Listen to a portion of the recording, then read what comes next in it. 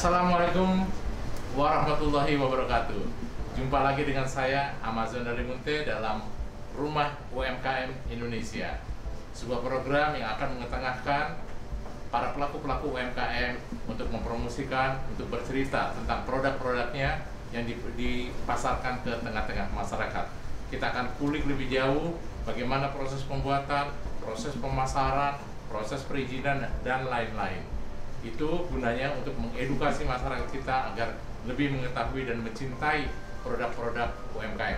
Kita tahu UMKM kita merupakan sokong guru perekonomian di saat-saat pandemi seperti ini, karena mereka yang mampu bertahan, mereka yang mampu untuk menopang perekonomian kita dengan terus berkarya, kemudian menjualnya, memasarkannya hingga ke tengah-tengah masyarakat di saat perekonomian kita memang kurang sangat menguntungkan akibat adanya pandemi. Bersama saya nanti selalu ada Mbak Sampel. Mbak Sampel, silakan Mbak Sampel. Ya, Mbak Sampel sesuai dengan namanya nanti akan banyak membantu saya untuk membawa sampel-sampel. Assalamualaikum Abang. Waalaikumsalam Mbak Sampel. Apa kabar? Masih dengan tenun silung nggak kelihatannya? Iya Bang. Oke. Yang ini memang khusus untuk perempuan. Dia ada belakangnya ada pengennya seperti ini. Oh. Beda dengan laki-laki ya. Oh. Karena kan kita berhijab Bang. Oke. Jadi ya kreatif sekali ya yang buatnya. Oke. Ya ini masih kita pakai tenun sulungka karena memang kita juga ikut membantu mempromosikan produk-produk dari teman-teman kita yang berada di daerah, meskipun mereka nanti berjanji akan datang. Oh ya, ngomong-ngomong, pakaiannya warna coklat. Iya. Saya coklat, artinya kita memang sangat mencintai Indonesia. Tapi warna coklat ini mengingatkan saya pada satu produk. Coklat Apa itu Bang? manis sekali kan. Wah, Nah, coklat? bukan, tentu saja bukan. Kan manis Bang. Iya, tapi ini buatan alam langsung. Kalau coklat itu kan melalui proses pengolahan. Oh. Kalau ini langsung dari alam. Udah bisa nebak saya. Iya, apa? Pasti madu. Betul sekali. Oke. Saya minta tolong sama Mbak Sampel, tolong panggilkan teman saya, namanya Al Faruqi, ya. Dia itu yang akan mempromosikan madu asli dari Baduy. Silakan. Permisi dulu ya Bang ya. Iya.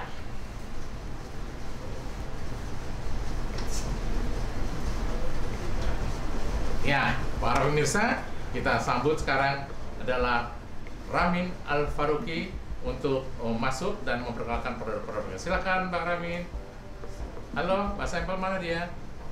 Oke. Assalamualaikum. Waalaikumsalam warahmatullahi wabarakatuh. Apa kabar Bang Ramin? Alhamdulillah. Sehat-sehat.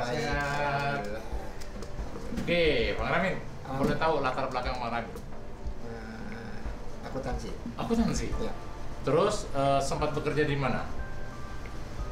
Di tempat perusahaan paman. Oh, betul, perusahaan paman. Artinya belum pernah berusaha sendiri.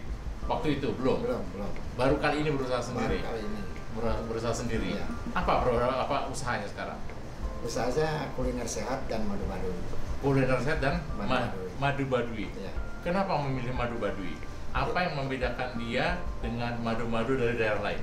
Ya, berawal kita tergabung satu relawan. Kita mengadakan baksos ke sana.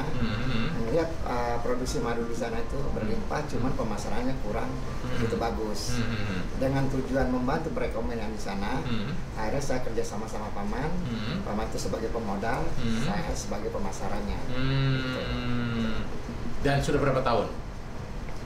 Ya, kurang lebih 1,5 tahun. 1,5 tahun. Bagaimana hasilnya? Alhamdulillah cukup bagus. Alhamdulillah juga bagus. Boleh dibawa sampelnya? Coba. Mbak Sampel, silahkan. Mbak Sampel, silakan. Iya. Oh, itu tadi pertanyaan saya. Kenapa harus dari Baduy? Itu satu pertama yang lebih dekat. Oh, lebih dekat Jakarta. ya. Lebih dekat dari Jakarta. Gitu. Terus Baduy itu kan istilahnya suku yang masih terasing lah. Iya, gitu, iya. kan. Jadi punya nilai jualnya gitu. Mbak Sampel udah nyoba belum? Kalau yang madu ini saya belum coba Pak. Belum coba. Bang Ramin mau tanya, Ya. kenapa kemasan dalam jerigen plastik seperti ini? Ya. Karena beberapa bulan yang lalu itu terjadi pemalsuan ya. Dengan kemasan yang kemarin-kemarin itu pakai botol gitu kan. Itu sebenarnya udah nilai jualnya cukup bagus, cuman ada pihak-pihak yang tidak bertanggung jawab memalsukan gitu kan. Akhirnya saya beralih dengan kemasan seperti ini gitu kan. Yang botol itu terus kemudian dibungkus kulit batang pisang. Ya, betul. Untuk kan. menunjukkan alamiahnya. Cuman ada orang yang tidak bertanggung jawab memasukkannya itu. Nah, kebetulan kita juga udah punya nomor PRT-nya. Gitu. Ada nomor PRT-nya? Nah, ini nomor PRT-nya. Oh, PRT artinya produk ini sudah terdaftar ya? Ya, sudah terdaftar. Nah, dan saya juga udah punya nomor surat izin usaha mikro kecil dari Badan Koordinasi Penanaman Modal. Oke, boleh tunjukin Bang Ramin ke kamera. Nah, jadi produk ini sudah ada ya izin-izinnya ya. Satu tadi apa? Surat izin usaha NIB. Ya. Oke, yang ini sama. Surat izin mikro usaha kecil. Mikro kecil. Ya. Yang ini sama ya. Sampiran ya. Oke. Bang Ramin, kalau boleh tahu selama menjual madu ini apa kendala terbesarnya? Alhamdulillah tidak ada kendala sama sekali. Alhamdulillah tidak ada kendala. Ya. Artinya pengetahuan masyarakat tentang madu itu masih perlu ditambah atau merasa masyarakat sudah sangat tahu, paham bahwa khasiat madu itu apa aja? Sebenarnya sebagian masyarakat udah pada tahu, cuman kan kita tetap untuk meyakinkan harus menjelaskan gitu kan apa dan kegunaannya gitu kan. Kita sampaikan bahwa madu itu sangat bagus untuk menaikkan imun tubuh gitu kan. Di saat pandemi seperti ini. Pandemi ini menggantikan enzim-enzim yang telah rusak gitu kan. Menggantikan sel-sel, bahkan untuk mempercantik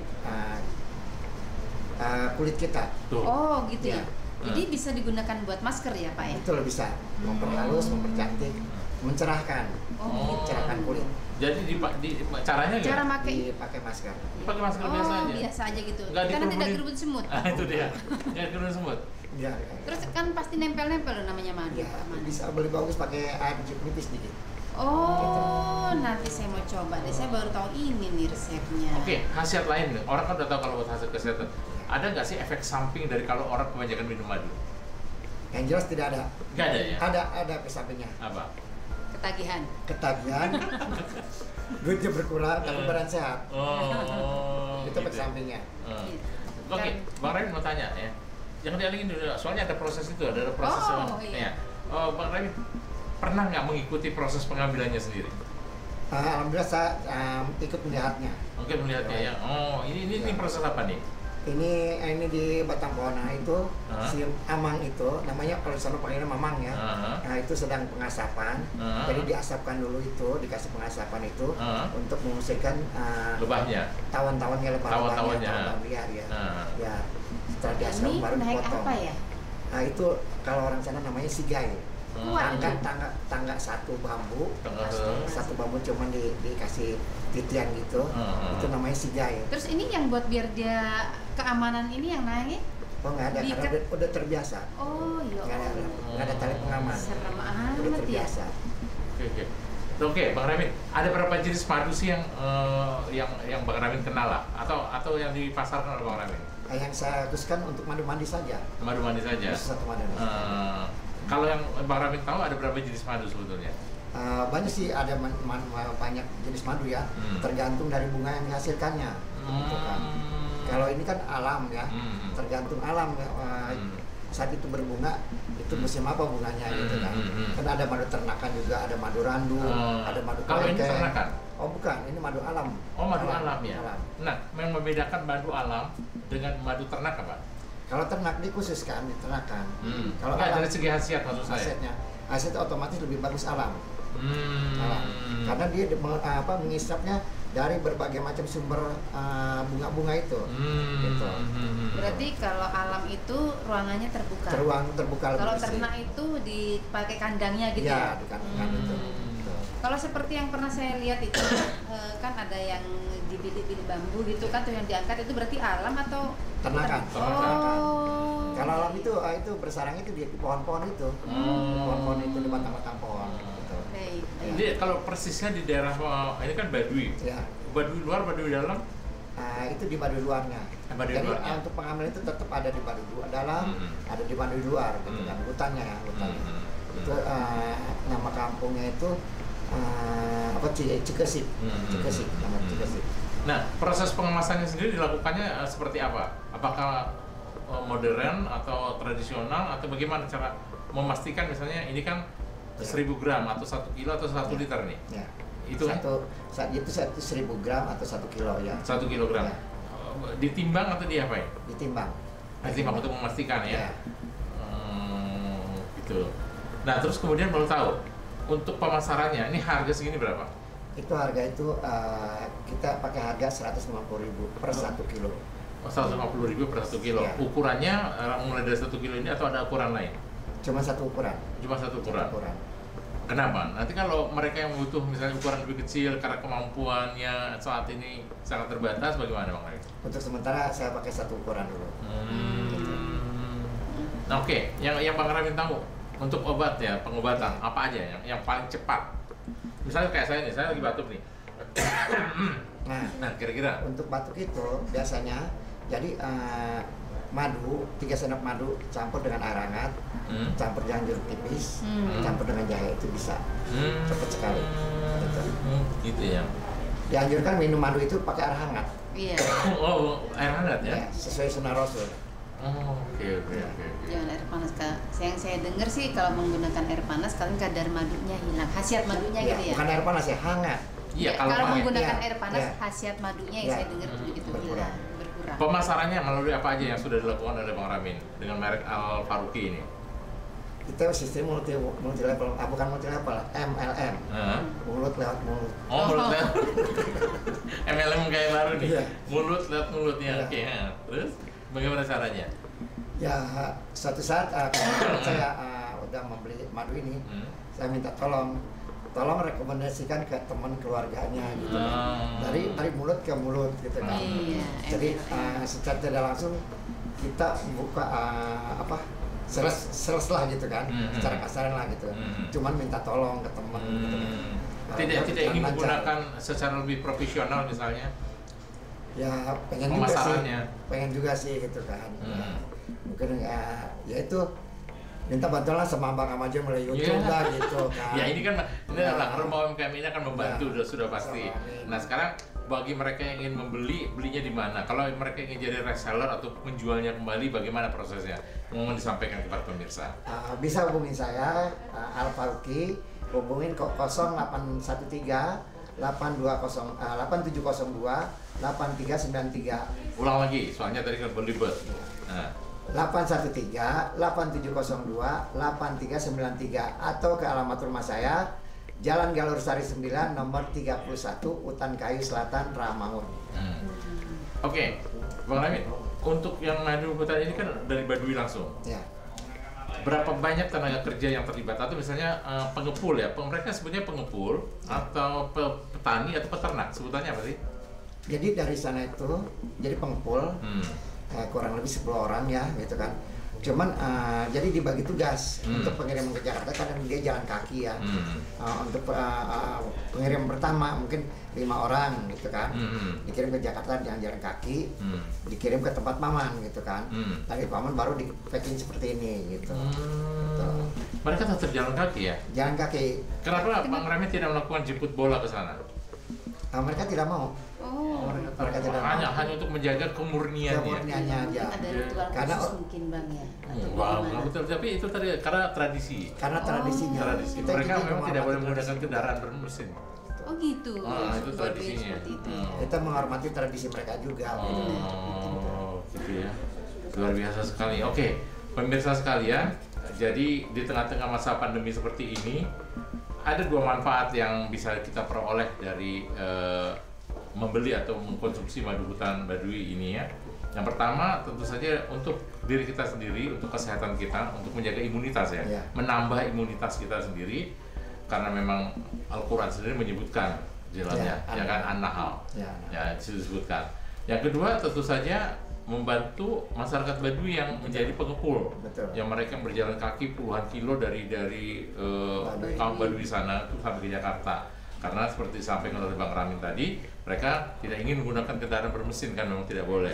Nah yang kedua tentu saja membuat daya tahan perekonomian kita menjadi kuat karena kita saling menopang ya antara itu karena kan banyak juga Bang Ramin madu-madu yang datang dari impor. Ya, gimana mengenai untuk membedakannya atau maaf ya, membedakan madu palsu dengan madu asli? Kita lihat dari aromanya, kita cium aromanya. Kalau dari madu itu madu itu tidak bisa tidak konsisten ya warnanya ya. Oh, tidak konsisten. Tidak konsisten karena alam ya. Tergantung musimnya. Tergantung musim, tergantung alam. Oh, gitu. Tergantung musim, tergantung alam. Kalau dia konsisten warnanya berarti buatan. Buatan. Jadi kalau dari alam tuh kadang cerah, kadang sedikit gelap, kadang gelap. Dari rasa?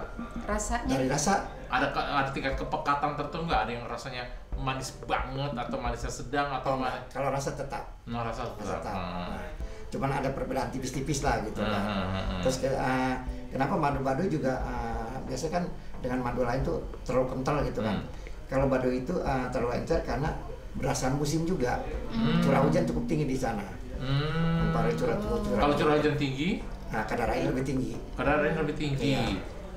Oke. Tapi untuk menjaga standar mutunya, bagaimana mengurangi kadar airnya? Apa tetap dibiarkan alami seperti itu aja? Tetap dibiarkan alami, itu tidak mengurangi khasiatnya. Oh, tidak mengurangi khasiatnya. Oke. Untuk menjaga kebersihannya melalui proses penyaringan atau bagaimana sih? Dari sananya sudah disaring atau disaring kembali di sini? Jadi di sana dibersihkan, disaring, ditempatkan di jerigen itu besar itu yang 20 liter. Waktu kita packing juga itu penyaringan ulang lagi. Untuk memastikan kebersihannya. Mungkin Bang Ramin bisa bantu pemirsa bagaimana membedakan madu asli dan madu tidak asli, karena itu yang sulit sekarang ini masyarakat. Karena penggemar seperti tadi kita katakan, penggemar madu itu kan cukup banyak. Kesadaran kita untuk meminum madu itu cukup tinggi. Tapi masih banyak yang ternyata pakai gelatin, pakai gula gitu kan. Nah, gimana cara membedakannya? Jadi untuk membedakan madu asli atau palsu.